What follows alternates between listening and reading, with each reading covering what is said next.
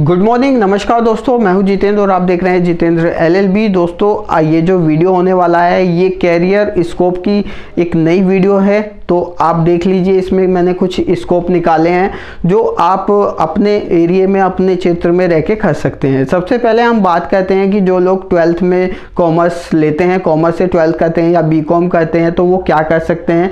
देखिए, अगर आप 12th में कॉमर्स लिए और बीकॉम किया है तो आप एक जनरल अकाउंटिंग का कोर्स कर लीजिए। जनरल अकाउंटिंग का कोर्स करने के बाद जो आपके नज़दीकी कहीं भी हो जाएगा, जिसमें आपको अकाउंटिंग की नॉलेज दी जाएगी, प्लस अकाउंटिंग को कंप्यूटर पे कैसे करना है। पहले क्या था कि बही खाते जो है मैनुअली तैयार किए जाते थे, बैलेंस शीट और ये सारी चीज़ें मैनुअली होती थी। लेकिन अब जो है जैसे डिजिटली हो रहा है तो अकाउंटिंग भी कंप्यूटराइज हो गई है। कंप्यूटर के माध्यम से अकाउंटिंग की जाती है। अच्छे अच्छे सॉफ्टवेयर आ गए हैं, लेकिन किसी भी अच्छे सॉफ्टवेयर को सीखने से पहले आपको बेसिक अकाउंटिंग सीखनी पड़ेगी। जो आपकी बीकॉम की नॉलेज है उसको यूटिलाइज करेंगे अकाउंटिंग स्किल्स सीखने में कि अकाउंटिंग कैसे की जाती है। जो भी आपके नज़दीकी क्षेत्र में जो भी इंस्टीट्यूट है उनसे आप अकाउंटिंग सीख सकते हैं, या कि आप सेल्फ भी सीख सकते हैं। ऐसी कोई रॉकेट साइंस नहीं होता है, लेकिन आप किसी के गाइडेंस में सीखेंगे तो आप अकाउंटिंग की बारीकियों को सीख सकते हैं। तो आप कोई भी अकाउंटिंग का कोर्स करके अपनी जो है आगे की जॉब अप्लाई कर सकते हैं, किसी भी जॉब को ले सकते हैं। सबसे बड़ी बात, सबसे कम पैसे में जो कोर्स किए जाते हैं वो अकाउंटिंग के कोर्स कर सकते हैं, जैसे कि आप बीकॉम वगैरह कर सकते हैं। कोई भी अकाउंटिंग का एक सर्टिफिकेट, कोई भी डिप्लोमा लेने के बाद आप जॉब स्टार्ट कर सकते हैं। सबसे जल्दी आपको जॉब मिल जाएगी, क्योंकि किसी भी बिजनेस को चलाने के लिए अकाउंटिंग की ज़रूरत होती है। उसके खातों को मेंटेन करने के लिए एक अकाउंटेंट की ज़रूरत होती है। आप इस माध्यम से जो है अपनी जॉब कर सकते हैं। जैसे ही आपको एक्सपीरियंस बढ़ता रहेगा, आपकी सैलरी और आपकी पोजीशन भी बढ़ती रहेगी, और वो डिपेंड करता है आपकी स्किल्स के ऊपर कि आपकी स्किल्स क्या हैं, आप किस तरीके से काम कर पा रहे हैं। तो अकाउंटिंग का भी एक अपना ही एरिया है, अपना स्कोप है। दोस्तों, इसके बाद बात करेंगे डाटा एंट्री ऑपरेटर, यानी कि डाटा एंट्री ऑपरेटर क्या होता है। डाटा एंट्री ऑपरेटर का मतलब आप समझ पा रहे होंगे कि कोई भी एक ऐसा व्यक्ति जो किसी डाटा को कंप्यूटर में डालता हो, यानी कि किसी भी जो मैनुअली डाटा है उसको टाइपिंग करके या टाइपिंग के माध्यम से, कंप्यूटर के माध्यम से एंट्री करता हो, तो उसको डाटा एंट्री ऑपरेटर बोलते हैं। अब ये सबसे कम इन्वेस्टमेंट में स्टार्ट हो जाता है डाटा एंट्री ऑपरेटर। इसमें ज़रूरत होती है एक पीसी और इंटरनेट कनेक्शन की। बहुत सारी वेबसाइट ऐसी हैं जो डाटा एंट्री ऑपरेटर का काम देती हैं। आप घर बैठे भी उस काम को कर सकते हैं। लेकिन कुछ कंपनियां भी ऐसी होती हैं जो अपने बैकएंड में डाटा एंट्री ऑपरेटर को रखती हैं, तो आप उनमें भी अप्लाई कर सकते हैं। लेकिन आपको वही वाली बात है, इसमें भी कुछ स्किल्स आनी चाहिए, जैसे हिंदी और इंग्लिश की नॉलेज होनी चाहिए।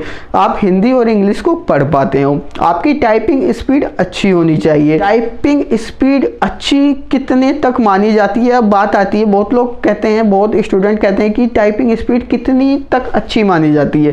देखिए, अगर आपकी 30 आ रही है टाइपिंग स्पीड, 25 से 30 के बीच में आ रही है पर मिनट के हिसाब से, तो आपकी टाइपिंग स्पीड ठीक ठाक है। मैंने देखा है लोगों की 50 और 55 तक भी क्रॉस कर जाती है, तो उनकी तो एक्सीलेंट में आ जाती है, बहुत ही ज़्यादा बढ़िया होती है।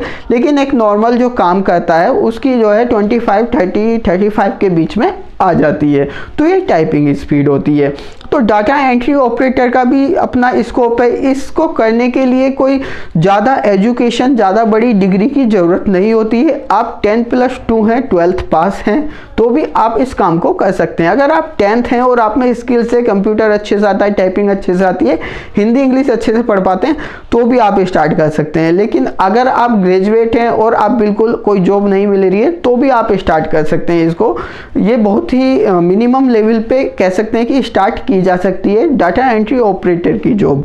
जैसे आप बढ़ते रहेंगे, एक्सपीरियंस होता रहेगा, तो आप किसी अदर फील्ड में भी अप्लाई कर सकते हैं। दोस्तों, वीडियो में आगे बढ़ते हैं। बहुत लोग ऐसे हैं जो पूछते हैं कि जीएसटी एक्सपर्ट कैसे बन सकते हैं, जीएसटी में काम कैसे कर सकते हैं, या हमें जो है हम अभी जर्नल अकाउंटिंग में काम कर रहे हैं तो हम जीएसटी फील्ड में जाना चाहते हैं, टैक्सेशन फील्ड में जाना चाहते हैं, लेकिन हम जा नहीं पा रहे हैं, हम प्रमोट नहीं हो पा रहे, हम सेम काम को काफ़ी समय से कर रहे हैं, तो कंपनी हमें जीएसटी डिपार्टमेंट में नहीं लेती है। तो वो कैसे आप जा सकते हैं वो आज हम बताएंगे।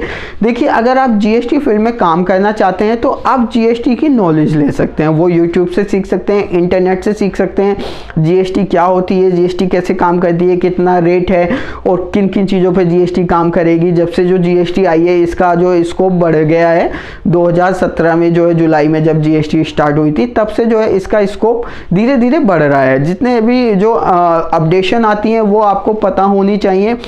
इसके बाद अगर आप जीएसटी से संबंधित कोई कोर्स करना चाहते हैं, उससे रिलेटेड कोई कोर्स करना चाहते हैं तो जीएसटी के पोर्टल पे एक कोर्स होता है, बहुत ही सस्ती फ़ी में होता है। फ़ी का तो अभी में मुझे अंदाज़ा नहीं है कितनी चल रही है, लेकिन बहुत ही सस्ता कोर्स है, ऑनलाइन कोर्स होता है। तो आप जीएसटी का वो कोर्स करने के बाद जीएसटी एक्सपर्ट बन सकते हैं, जीएसटी की किसी को सलाह दे सकते हैं, कंसल्टेंसी खोल सकते हैं, अपना ऑफिस खोल सकते हैं, या किसी भी जो कंसल्टेंट होते हैं जीएसटी के उनके पास काम करके अपनी जीएसटी की स्किल्स को इम्प्रूव कर सकते हैं। आफ्टर दैट आप अप्लाई कर सकते हैं।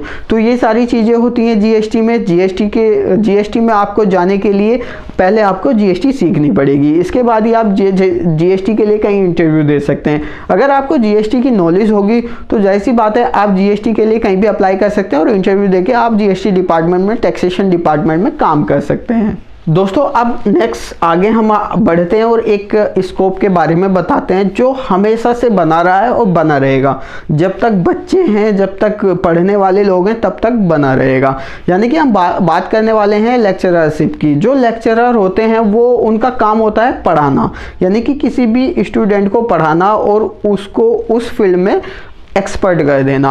लेकिन इस फील्ड में जॉब के लिए आपको पहले खुद पढ़ना पड़ेगा, आपको वो सारी स्किल्स होनी चाहिए। सबसे पहली बात, आपको जो है टीचिंग में इंटरेस्ट होना चाहिए। अगर आपका टीचिंग में इंटरेस्ट होगा तो आप अच्छे से किसी को भी पढ़ा पाएंगे, पूरी चीज़ें उसको बता पाएंगे कि कैसे क्या क्या टेक्निक्स होती हैं, क्या क्या टिप्स होती हैं, वो सारी चीज़ें बच्चों को समझा पाएंगे। इसके लिए एक अच्छी डिग्री का भी होना ज़रूरी होता है। जो भी आपका सब्जेक्ट रहा है, आपका साइंस, आर्ट या कॉमर्स, जिस भी फील्ड में आपने स्टडी की है उसमें आपको जो है अपना एक पीजी डिग्री करनी होगी, यानी कि पोस्ट ग्रेजुएशन करनी होगी। इसके बाद आगे की जर्नी को आप स्टार्ट कर सकते हैं। स्टार्टिंग में आप किसी भी स्कूल में पढ़ा सकते हैं, इसके बाद आप यूनिवर्सिटी में पढ़ा सकते हैं, डिग्री कॉलेज में पढ़ा सकते हैं। आगे की पढ़ाई करके पीएचडी करके आप जो है असिस्टेंट प्रोफेसर के लिए अप्लाई कर सकते हैं। इसके बाद लेक्चरर आप पहुंच सकते हैं। इसका भी अपना एक अलग स्कोप है, अलग क्राइटेरिया है और अच्छे पैसे वाली जॉब है। यानी कि आपको पे स्टार्टिंग में कम मिलेगा, लेकिन बाद में जाके जब आपके पास प्रॉपर एक वैल्यूएबल डिग्री हो जाएगी और आपकी स्किल्स इंप्रूव हो जाएंगी तो जाहिर सी बात है आपका पैसा भी बढ़ जाएगा। अब वो वाली बात होती है कि पैसा कब बढ़ेगा, कैसे बढ़ेगा। देखिए, आपको जब तक आपके पास स्किल्स नहीं होंगी, आपके पास क्वालिटी नहीं होगी तो आपको कोई पैसा नहीं देगा। से ही आपके पास क्वालिटी आ जाएगी, आप अपने आप को इम्प्रूव करेंगे, आपके अंदर स्किल्स होंगी तो आपको पैसा भी मिल जाएगा। वो एक बड़ी चीज़ नहीं है। तो आप जो है आप लेक्चररशिप के लिए भी अप्लाई कर सकते हैं, इस फील्ड में भी जा सकते हैं। इस फील्ड में जाने के लिए मैं आपको बता देता हूँ, आपको स्टार्टिंग से ही मेहनत करनी पड़ेगी, एक ही सब्जेक्ट के साथ पढ़ाई करनी पड़ेगी, उसमें ही आगे तक पढ़ाई करके उसी फील्ड में जाना पड़ेगा। तो ये भी अपने आप में एक अलग स्कोप है, अलग जॉब है। कुछ लोग इसको जॉब नहीं मानते हैं, ऐसा नहीं है। कुछ लोग बोलते हैं कि जिसकी कहीं जॉब ना लगे वो पढ़ाना स्टार्ट कर देता है, क्योंकि पढ़ाने में क्या दिक्कत है। पढ़ाना तो सबसे, टीचर बनना तो सबसे अच्छी बात है। आप खुद तो शिक्षित हो रहे हैं, दूसरों को भी शिक्षित कर रहे हैं, टीच कर रहे हैं, दूसरों को कुछ चीज़ें सिखा रहे हैं। ये भी अपने आप में एक अच्छी जॉब है, अच्छी पैसे भी कमा सकते हैं। ऐसा नहीं है कि आप इसमें पैसे नहीं कमा सकते, लेकिन आपको पहले खुद से तैयार होना पड़ेगा, खुद अपनी तैयारी करनी पड़ेगी। तो आप लेक्चरर भी बन सकते हैं। तो हमने इस वीडियो में कुछ स्कोप बताए हैं आपके लिए जो आप कर सकते हैं, उससे अपना करियर बना सकते हैं। अगर वीडियो आपको अच्छी लगी है तो लाइक कर दीजिए, शेयर कर दीजिए। जिन लोगों ने चैनल को सब्सक्राइब नहीं किया, सब्सक्राइब कर लीजिए, बेल आइकन भी प्रेस कर दीजिए। वीडियो देखने के लिए आपका बहुत बहुत धन्यवाद।